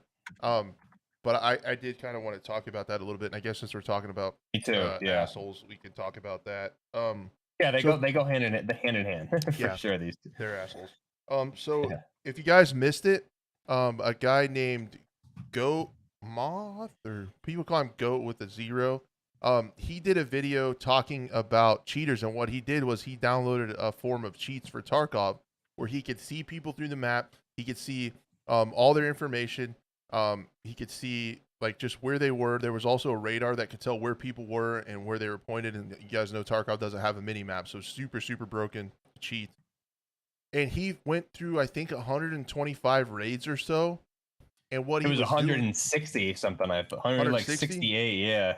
I couldn't remember the number. It was quite a few. Something. Yeah, it was a lot. Um, but what he did was he went around and he could see players with super high KDs and he would watch them because he could see everybody through the map. He'd watch them approach. He would see them lock on him through the map. And then what he would Right. do, there would be walls, buildings, everything with him, and he would wiggle, and then the cheaters would wiggle back, and you could just see their wireframe cheats through that because they would be able to see him through the map. Yeah. And he concluded, so he had to have like hard proof like that. Hmm. 60% of his raids, he confirmed or thought to have cheaters in Tarkov. Just an absolute astounding number of raids had cheaters in them. Incredibly suspect cheaters. Like, so there's a couple things, if you're going scientifically, you have to point out. That is, even though that sounds like a lot, that's a pretty small sample size. The other thing is you're relying on him to deduce cheaters. He showed a lot of video evidence, right? Like he Yeah, would he see did. him, he would lean, they would lean. He would watch them lock on. He would move around the map, and you could see which way they were pointed on the radar, and they would follow him.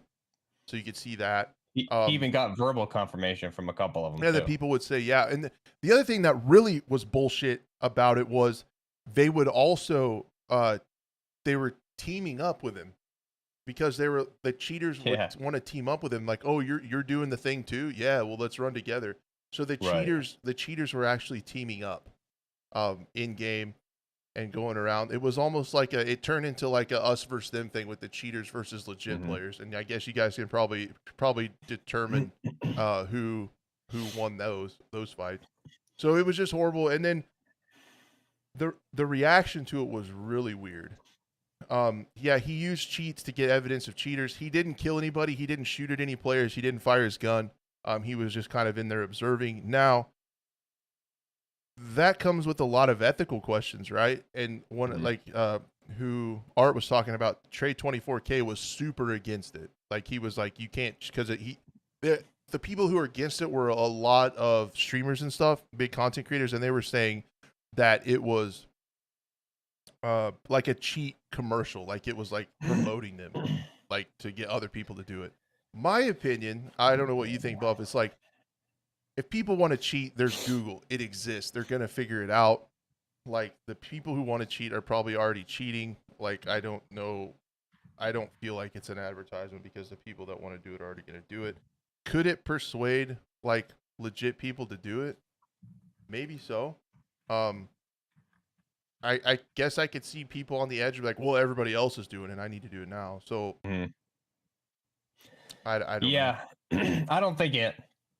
I don't think it's like cheating or a bad thing. I think it brought to light the amount of cheaters that there are, because it's one thing to know, like you said, he was using the ESP cheats. So you had a bottom right hand corner, almost like a mini map that showed all the players and the directions they were facing, and they would turn red when they had direct line of sight on you, where there wasn't like buildings in the way, and they were looking at you.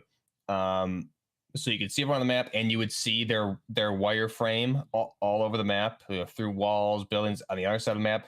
Not only would you see their wireframe, you'd see their name, what weapon they currently had out. Okay, so you would know if they he was running around with a knife a lot. People would see that why are you running with it? Why do you just down there with a knife? So you could see the weapon that they were using. You could also see their KD, their in-game player name, and some more information too. So he could look at players and look at suspicious KDs. And he had a conversation with the one guy, like, yeah, I saw, that guy had a KD of like 15, like a cheater killed a cheater or something. He's like, yeah, well, I gotta lower mine, because his said his KD was too high, so he needed to lower it so it wasn't so suspicious. This one dude. So that's one thing. And he also concluded that, I think, Crash, you mentioned, I think it was 60% of his raids he found cheaters. Yeah.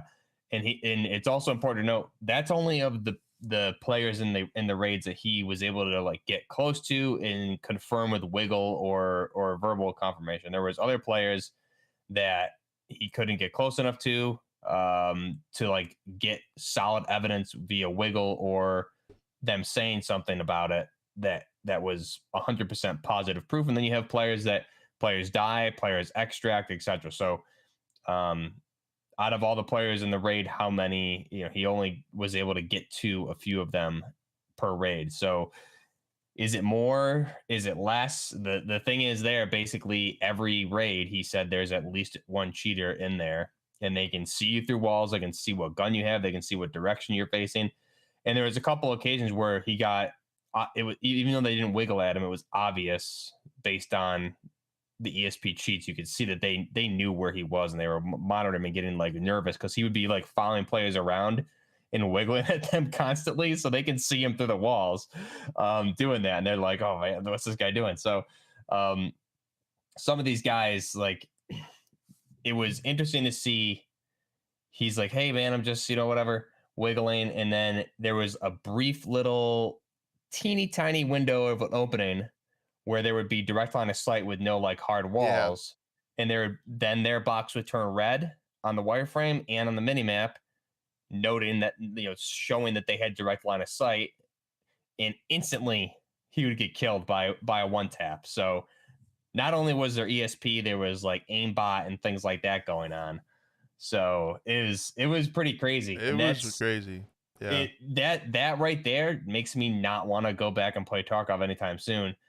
I love Tarkov. I had a lot of fun playing it, and I think because it boomed in popularity around the time and right after I was playing it and off it, you get more cheats like this. And I mean, like I said, he only tested the ESP, so there's a lot more out there too that isn't being obviously not being blocked, because he was running into a lot of cheaters killing cheaters in the raids. There's a lot of stuff going on, and you can just by being able to look at the KD, you could see, it was pretty obvious someone has like a 15 plus KD. Yeah, and I get both sides of it too, because I mean there could be some people with like room temperature IQs that are like, oh, I'm gonna cheat now. Look how easy it is and stuff. I guess, but at the same time, it is a wake up call to the community. I feel like, and obviously to Battle State. So they tweeted today. I pulled this up. Oh, really? They tweeted around new today that they've decided to resume the practice of sharing the information about large ban waves. So they banned 4,000 people over the weekend. So they're obviously paying attention now, and it's getting stuff to happen. And that's what we were talking about with art, with the LUTs. Like, you have to do something drastic to get Battle State to pay attention. Kind of what Veritas did with fixing the recoil and the movement and stuff like that. So that's what he did. I think I have to say, while I get the other side of it, that showing cheats really sucks and it could make other people do it, I don't see another way to show it. He did another follow-up video today talking about it, and the funny thing was that the cheat that he installed, you have to uninstall Valorant, because Valorant's Vanguard will catch the Tarkov cheat. And it won't let it run. So Valorant's anti-cheat will catch the Tarkov cheat. You have to not run it. So they have some work to do there. That cheat's been around for 2 years, he said. And the thing about showing it too, there's been other videos where people have talked about it, but I feel like it's like a picture's worth 1,000 words, right? He could sit here and say, I probably saw cheaters in 60% of my lobbies. That does not have the same effect on you as when you see that shit. Like when you see the player wiggle, or you see like, oh, this guy's cheating. He's through a bush and clear across the map. As soon as he turns red in line of sight, I bet I die. Boom, he's dead. It's like he could see that. And when you see that, it's like, holy shit. It just had that effect on the community. It got across what he wanted to get across. I agree. It's muddy. It's muddy with ethics. I see both sides of it. Like, you should never, ever cheat. I do like that he had his own rule set where he's not shooting anybody and never killing PMCs, all of that. So I think he went about it the right way. And like you said, I mean, the purpose of what he did was to bring awareness to it. And it did. Definitely did. It accomplished the goal. So the alternative was, like you said, if he didn't show that, didn't do it, and just said, I think there's cheaters, this is what maybe, that doesn't, like you said, it doesn't hold the same weight to it as showing it. And, that makes you question a lot of stuff, especially and if you think, I mean, that stuff's going on in Tarkov, this is where it ties into the Call of Duty and any other FPS. Those are the same types of cheats that are going on. Like I've seen those same things when some of the cheaters get caught on their streams having the ESPs and stuff. It's the same thing. So yeah, if it's bringing awareness and it's allowing Battle State to get on top of it, because it's a serious issue. And again, it ties into everything that was going on this weekend with engine owning. I mean, the same crap. So I mean, hopefully, Battle State is downloading these cheats and seeing how they work, reverse engineering them. Hopefully, Infinity Ward, Raven, all of them are doing the same thing with the engine owning stuff and understanding how they work and how to counter them.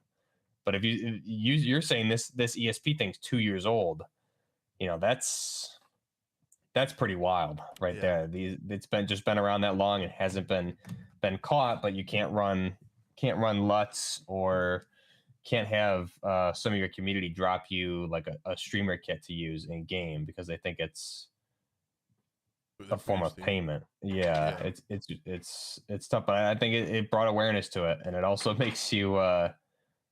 makes me go back and question a lot of my Tarkov tests.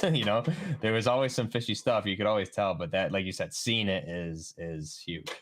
Yeah, and it's just so hard to tell. That's one of the big turnoffs with Tarkov. Yeah. It's like, especially with like the dark maps and the bad visibility. So it's like, did I die to something? Like, you have no clue.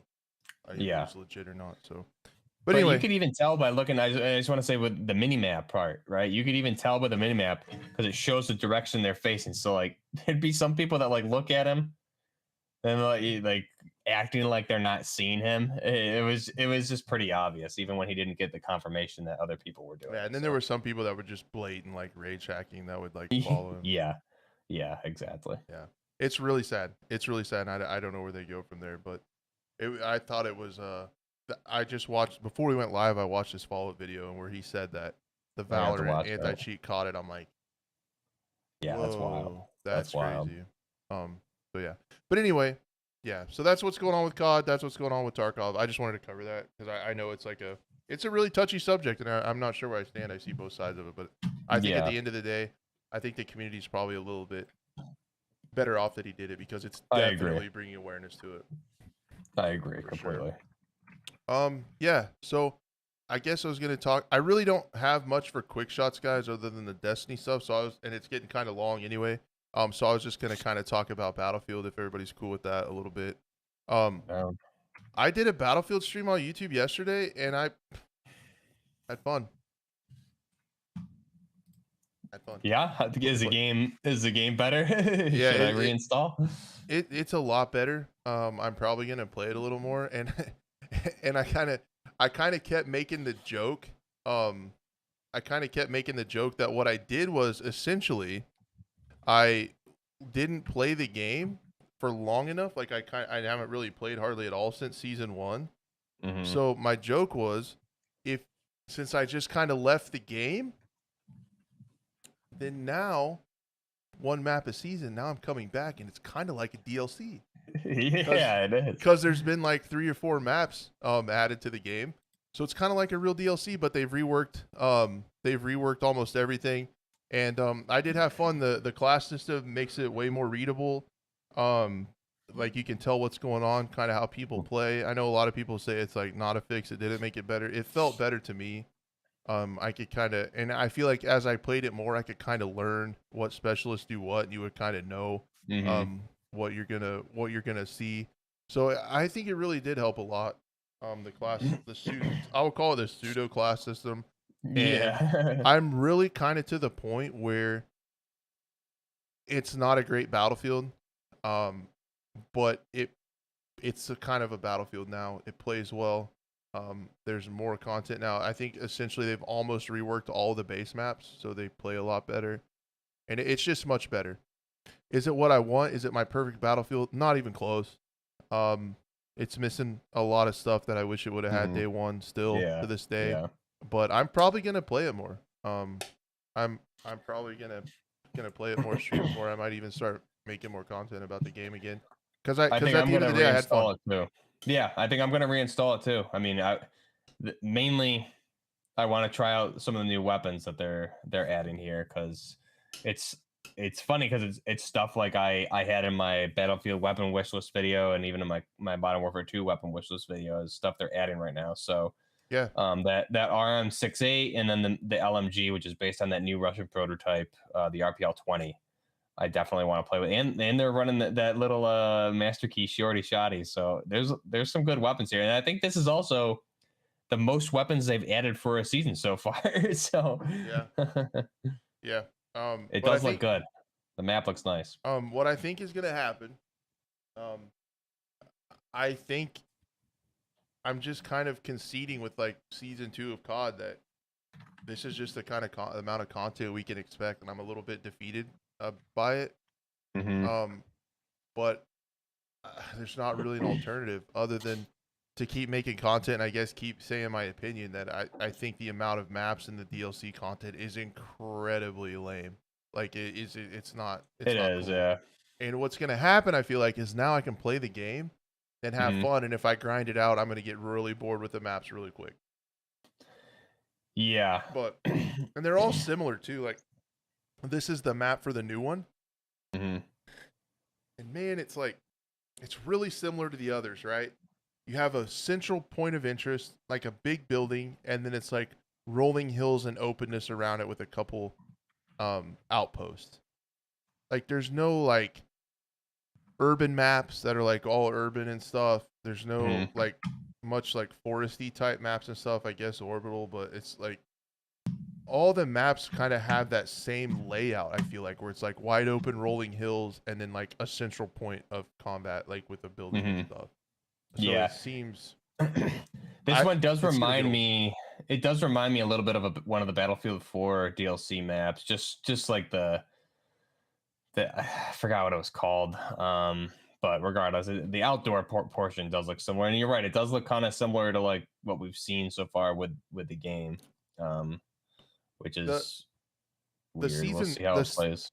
the season 5 map looked really cool. Like the concept art for that looked really cool. I That's thought that like indoor cube one or whatever it is. no. I can try to find it. So they are gonna do a season 5. They're done with specialists, and I'm really hoping that season 5 isn't like the last update for Battlefield 5, where they're like, here's one last map. We'll see you later. We're done. Where they added Almarge encampment in June, and that was like the end of the game. I'm hoping that's not what's going on here. But it could be. I'll try to find for the map. It looks kind of like Zavod, to be honest. Oh, really? It's Oh, not. okay. It's Yeah, not. I It's not. yeah, But yeah. I think I did see some things for that, and I remember you saying that last time too, which is good it's because I love Zavad. yeah. It looks cool. It looks also kind of like with the trains and the mountain stuff. hmm Corellia. It kind of looks like that one too. Oh, nice. Okay. But yeah. So I'll try to pull it up here. We can maybe see it. And yeah, for everybody, I mean, I'm definitely I'll reinstall it and give it a go just because I want to mess around with the weapons. But I mean, for sure, if you guys are really really curious, like just go back on YouTube and look at like all the trailers and stuff for old Battlefield 3 for those DLCs, and just get lost in the YouTube hole for a little bit and look at all that old DLC content for Battlefield 3 for all the DLCs they did, because and then just compare that to now, you know, whether it's comparing it to Call of Duty or Battlefield, regardless, both games used to have similar systems. It's kind of crazy looking at what it used to be to what it is now. But yeah, I see the concept art there. That looks cool for sure. And if it does come out like this, like the concept art didn't necessarily match the maps we got. I feel like if it does come out like this, like it looks, that'll be really neat with the graffiti on the wall, like the pile of burning pallets, like all the Yeah, debris laying around. It looks like war torn. And they said exactly. in the Yeah. lore of the map, it's where battle happened many years ago, and it's become a POI again, and they're fighting over it, so it's all dilapidated and stuff. Oh, okay. So What's it? Is there a name for this one yet or no? no name for it yet, but they I did wonder say if that it's its own unique thing. It's not like a remaster. oh, it's not a return. Right. Okay, okay. Yeah. And maybe They it's based on a real they world answered location. We'll remember. they answered that on Twitter. Because a lot Okay. of people, where they said it's returning to a place that was combat years ago, like Mhm. people thought, oh, they're gonna like remaster something, which is also ironic because then it shows how much people are thirsty for older maps to be remastered, and there's nothing added to Portal, which makes zero fucking Yeah. sense. Yeah. But yeah, it looks cool if it comes out like this. It'll be sweet, and I hope this isn't the last one and they're done, and then like, okay, in 2024 or 2025 we'll do the new one and we have another like super long content drought. The other thing I could see them kind of doing is taking the amount of maps that they would have normally released in a year cycle and trickle them out so it lasts longer until the next game. Like that's kind of the vibe I'm getting a little bit. But Yeah, that it's kind of it's also weird because I remember like Battlefield 4 was supported up till 2016, and that game came out in 2013. And I mean, even 3 years after release, they were still bringing out new maps and reworks of maps and community maps and things like that too. So, you know, there's such a larger team now. Who knows what they're going to end up doing? Right? yeah, I hope this update's good, and more than anything, I hope the next game is actually like a solid one on release. That's all we can pray for. yeah. The drip feed. But no, my next Battlefield video I think I'm working on is I'm gonna do like a little, not like a full out game show, but like a little quiz show, because you can go back and look at all the articles from like IGN and stuff about Battlefield, and they all say the same thing about how broken it is and stuff. So I'm gonna do a video where I pull up the articles and like the quotes on how broken it is at release, and then ask which Battlefield it is, and it could be any of like the last 4. Yeah. Like, are you guys gonna learn that just to please finish a game before you release it? Holy shit. Yeah, I mean, you're not wrong there. It's always like the running joke is Battlefield games always release broken as heck. But it does release tomorrow. Yeah. With the new Camilla Blasco specialist. She's gonna be recon. She basically has a I think she has a gadget she can put down that keeps her from being spotted and popping up on the mini map and stuff. So it's like a stealth beacon. Okay. So she can kind of hide from that.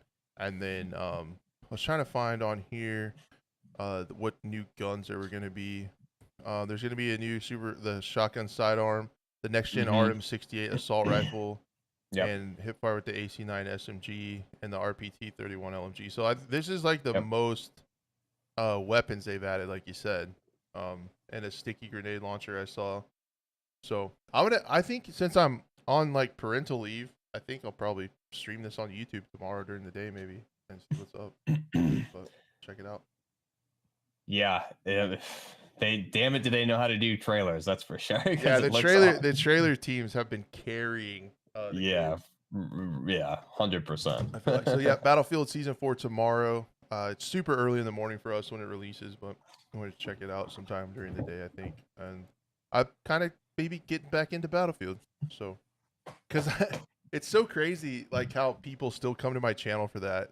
Like it's wild, like how like YouTube does that. Because I posted on my YouTube channel, like what just for feedback, like what kind of content would you like to see? Yeah. 75% of it was like play Battlefield again, like Battlefield content, Battlefield content. So it's like. And now, like you said, you haven't been there for so long, so you're coming back. It's like you got all this stuff. You can have fun now. On my stream yesterday, I played with USA Specialist. He's another really awesome Battlefield creator, and it was so nice because like he was just answering questions. I felt like a new player. I was like, "So what does this specialist do?" It's like, "Oh, they added this gun." It's like, "Oh, they got the SOFLAM and like all that. Like, oh, they got EOD bot." Like I was just like.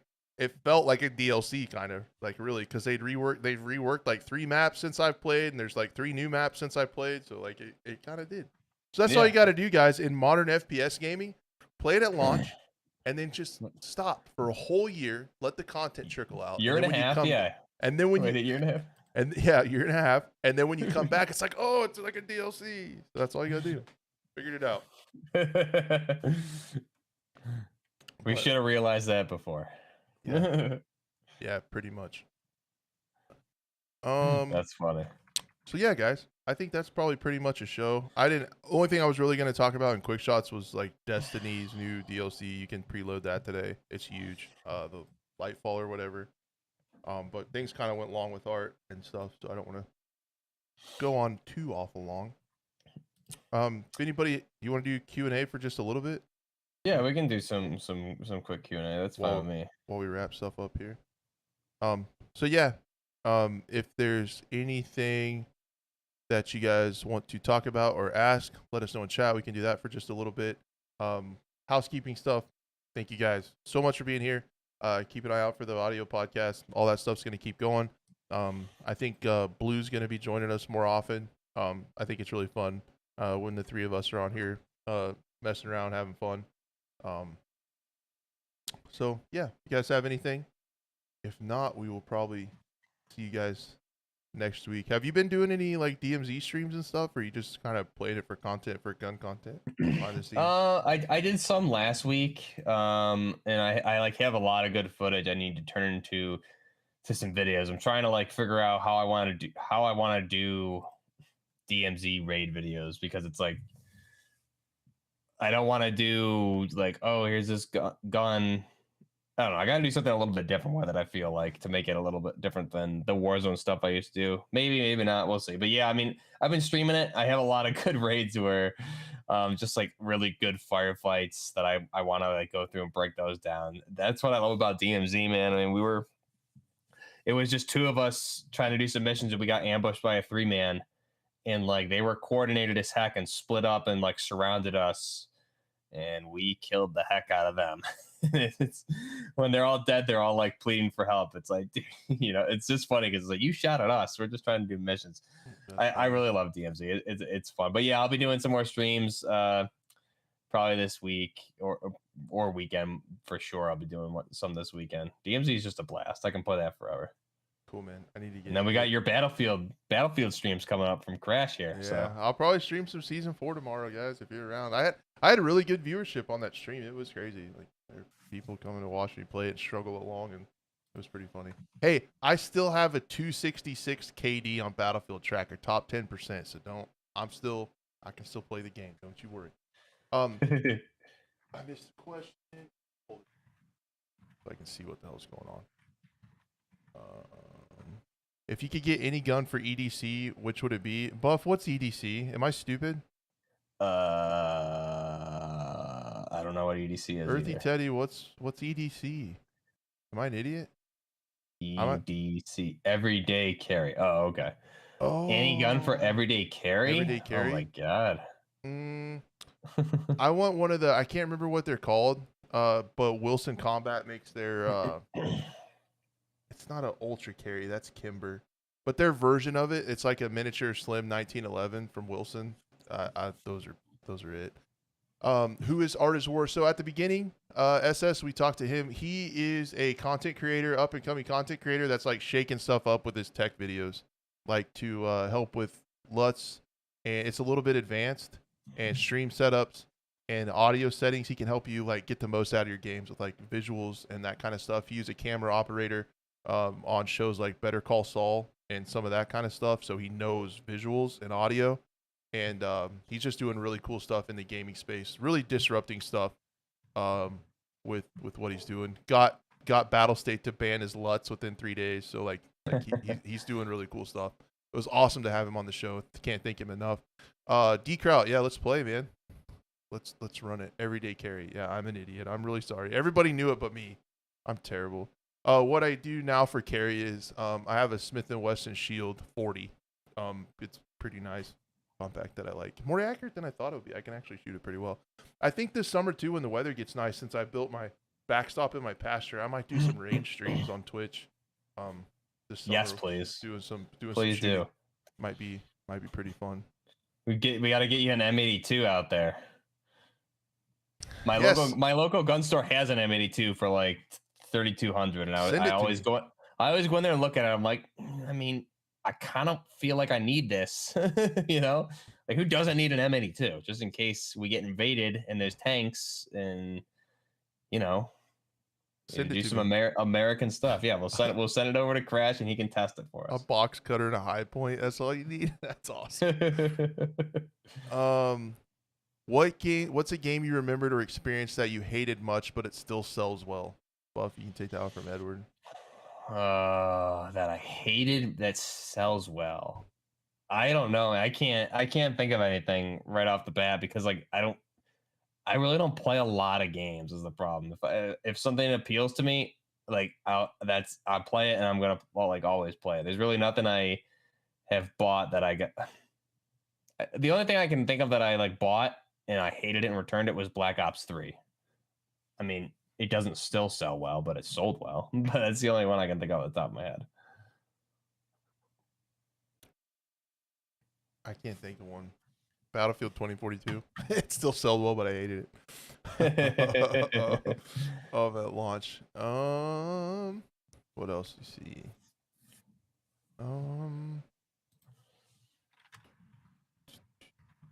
Wilson Combat has a new gun. I'll check that out. That's what my 1911 is, a Wilson Combat KZ45, and I love it.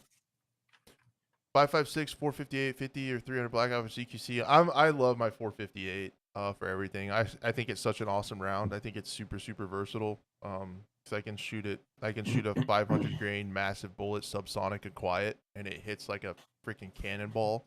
Or you can drop it down to the 300 grain and shoot it pretty darn fast and fairly flat for as big as it is. So I just really like the flexibility. That's why I built that AR in 458 because I think it's a really flexible round. It's really cool. That's awesome. Yeah. Cool. I think that's probably a program. Yeah, that was good. I really like talking to Art. I think if you guys haven't seen that Tarkov cheater video, even if you're not like into Tarkov, I think it gives very good insight into, you know, a lot of things that are probably going on potentially in the FPS game online you're playing too, because it all crosses over. So just do a YouTube search, Tarkov cheaters or Tarkov I cheated, and you'll find the video. It's like 40 minutes, but it doesn't feel like 40 minutes because you'll be on the edge of your seat the whole time. He did a really good job with that. Yep. Agree, Teddy. For like self-defense or whatever, almost anything, give me a shotgun, dude. Like I will. I see. I like that question, Teddy. My buddies and I in college are always like, "What gun would you want for a zombie apocalypse?"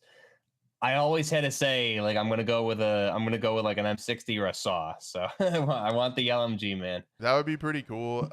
My buddy, he has an X-Rail. I don't know if you've heard of those. That goes on his shotgun. So on a Benelli Super 90, okay.